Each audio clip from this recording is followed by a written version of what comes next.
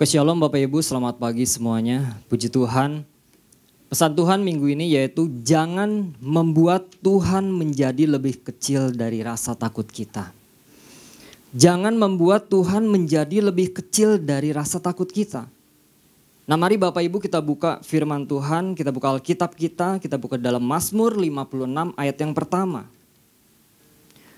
Mazmur 56 ayat yang pertama, demikian firman Tuhan untuk pemimpin biduan. Menurut lagu merpati di pohon-pohon terbantin yang jauh, Miktam dari Daud ketika orang Filistin menangkap dia di Gat. Ayat yang berikutnya, kasihanilah aku ya Allah, sebab orang-orang menginjak-injak aku, sepanjang hari orang memerangi dan menghimpit aku. Jangan membuat Tuhan menjadi lebih kecil dari rasa takut kita. Nah Bapak Ibu, setiap orang pasti pernah mengalami rasa takut ya. Dan rasa takut itu dia tidak memandang usia. Bisa anak-anak mengalami rasa takut, orang dewasa bisa mengalami rasa takut. Bahkan orang lansia pun bisa mengalami rasa takut. Dan itu bisa terjadi kapanpun Bapak Ibu. Itu bisa terjadi setiap saat dalam kehidupan kita. Rasa takut. Nah mungkin Bapak Ibu hari-hari ini kita sedang mengalami rasa takut dalam kehidupan kita masing-masing. Kita sedang mengalami ketakutan yang sedang kita alami dalam kehidupan kita. Mungkin di dalam hari-hari menjalani kehidupan. Mungkin di dalam rumah tangga.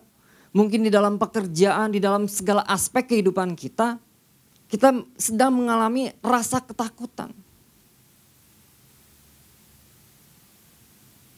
Nah, ketakutan bisa timbul dari apa yang kita lihat. Ketakutan itu bisa timbul dari apa yang kita dengar.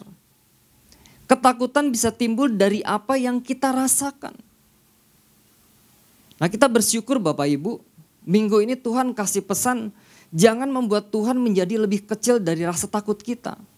Nah pertanyaannya gini, berapa besar mungkin permasalahan, mungkin tantangan hidup kita dalam kehidupan kita dan kita berkata bahwa ini lebih besar. Persoalan gue lebih besar, tantangan gue lebih besar dalam hidup saya. Nah kita bersyukur Bapak Ibu, saya diingatkan.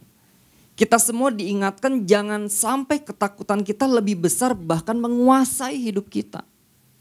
Bahkan ketakutan itu membelenggu kehidupan kita. Nah itu jangan sampai terjadi dalam kehidupan kita sehingga kita memandang gini, Yesus menjadi lebih kecil. Nah ini yang sering terjadi, bahkan ada perkataan-perkataan yang saya katakan tadi kan. Aku sedang mengalami masalah yang besar. Aku sedang mengalami atau menghadapi suatu persoalan yang besar.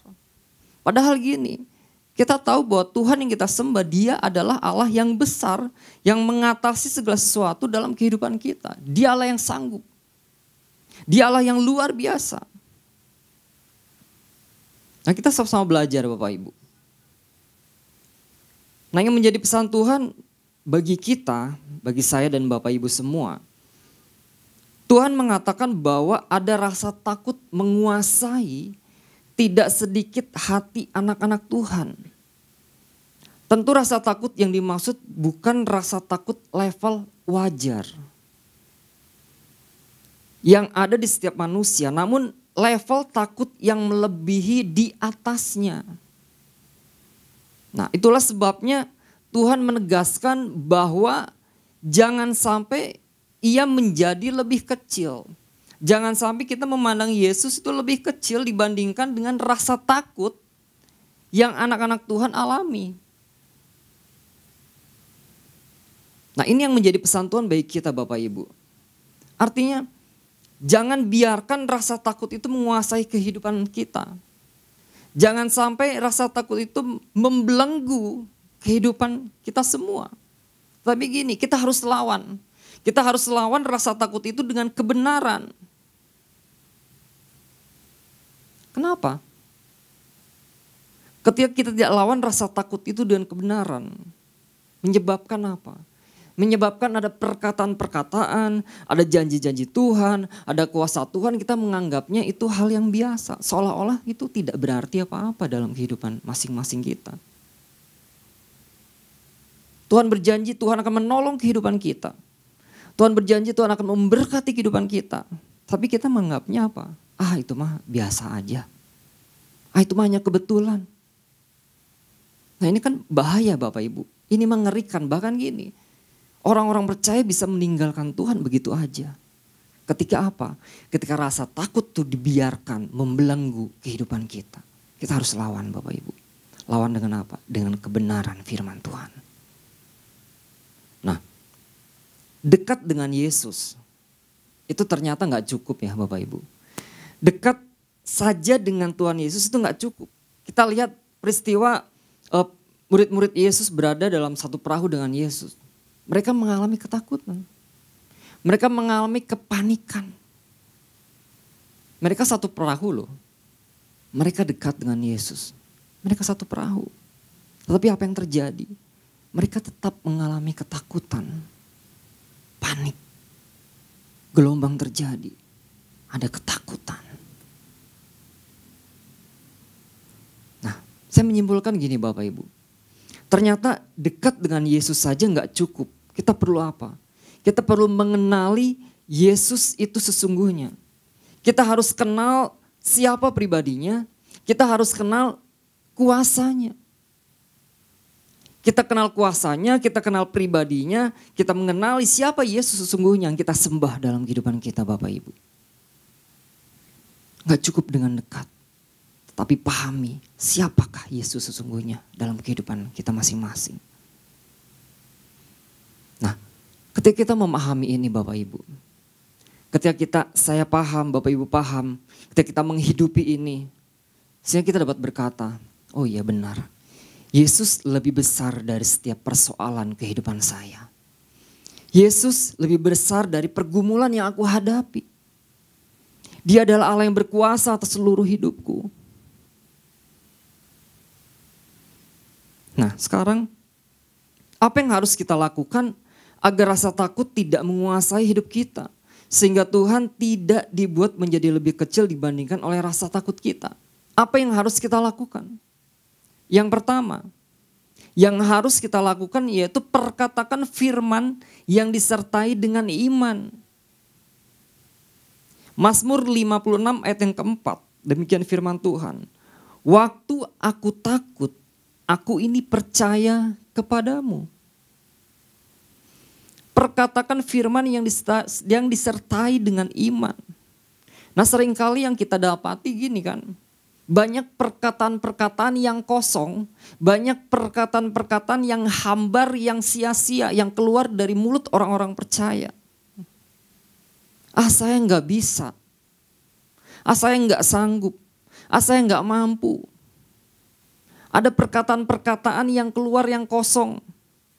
Yang tanpa kita sadari gini, ada kuasa iblis, ada kuasa gelap yang menangkap itu semua. Dan itu mungkin bisa terjadi dalam kehidupan kita, sehingga kita gak bisa apa-apa, benar. Sehingga kita tidak mampu melakukan apa-apa. Perkatakan firman yang disertai dengan iman. Nah kalau Bapak Ibu di perikop ini ya, Mazmur 56 ayatnya keempat. Kalau Bapak Ibu lihat, Bapak Ibu kan menemukan beberapa perkataan Daud. Yang pertama yang tadi ya, waktu aku takut, aku ini percaya kepadamu. Kepada saudara Marbun sudah sampaikan itu. Lalu kalau kita lihat ayat yang kelima. Di sana juga dikatakan apa? Kepada Allah aku percaya, aku tidak takut. Kalau kita lihat lagi di ayat yang ke-10. Di ayat yang ke-10 dikatakan apa? Aku yakin bahwa Allah memihak kepadaku. Ayat yang ke-12. Kepada Allah aku percaya, aku tidak takut. Nah, ternyata gini Bapak Ibu.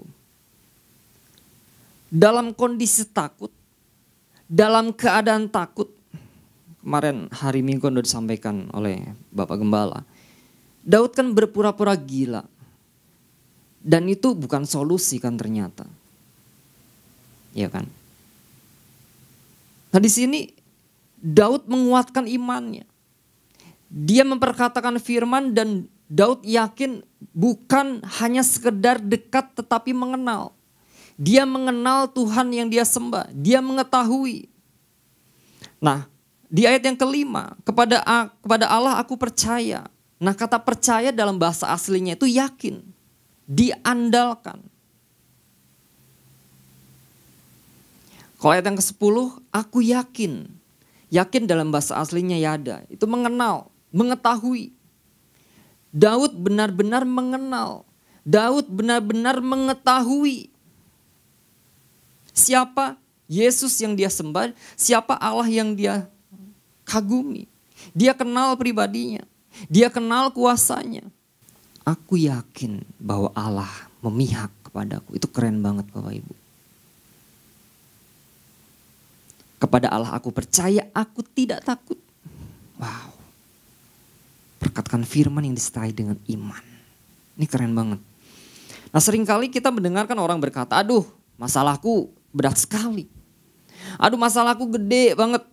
Gede banget. Saking gedenya jadi gede pisan. Iya kan. Udah khawatir.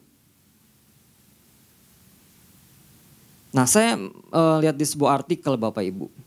Berdasarkan penelitian di Carnegie Mellon University, di sana dikatakan seperti ini seseorang dapat meningkatkan kemampuan mereka untuk mengatasi ketakutan dan bahkan membantu memecahkan masalah dengan afirmasi. Apa afirmasi Bapak Ibu? Afirmasi itu adalah penegasan atau peneguhan atau pengakuan. Contoh gini. Saya sanggup menyelesaikan tugas ini dengan baik.